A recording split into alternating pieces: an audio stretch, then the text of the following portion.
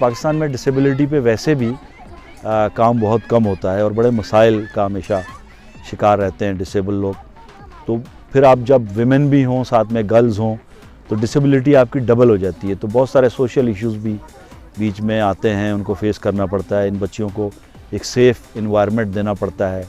बहुत अच्छे से इम्प्रूवमेंट भी हुई है। यहाँ पर लड़कियाँ बहुत अच्छे से सीख रही हैं और इन्हें इंटरेस्ट इतना है इनका कि खुद लर्न करती हैं। ये हमें बताने की ज़रूरत नहीं पड़ती, ये करो वो करो, बस एक बार बता दो तो वो पक्का हो जाता है इनका। फर्स्ट कैंप ज्वाइन किया था तो मेरे घर वालों की फुल सपोर्ट थी मेरे साथ और मेरे ख़ानदान ने भी पूरा हमें सपोर्ट किया था। पहले तो वुमेन की टीम नहीं थी, फिर आहिस्ता आहिस्ता जब हमें पता चला हमें बहुत खुशी हुई।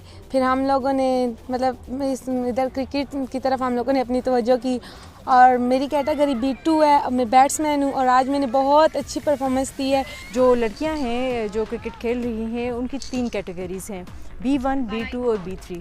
B1 में वो मुकम्मल तौर पर नाबीना है, B2 में वो उनको थोड़ा सा नज़र आता है और B3 में उनको हल्का शेडो नज़र आता है, वो बाउंड्री देख सकती हैं। तो इसलिए इस बॉल का इस्तेमाल किया जाता है जिसके बिना पर वो इस क्रिकेट मैच को खेलती हैं। विमेन का जो आइडिया है ये बहुत अरसे से मेरे जहन में था, लेकिन मैं ज़ाहिर मेल की क्रिकेट जो है उसका बहुत ज़्यादा काम है, बर्डन है, तो हम ना इतने वसाइल हैं हमारे पास कि हम इसको भी साथ लेके चलते। लेकिन 2018 में ये आइडिया मैंने पुटअप किया और हमने इसके ऊपर काम शुरू किया।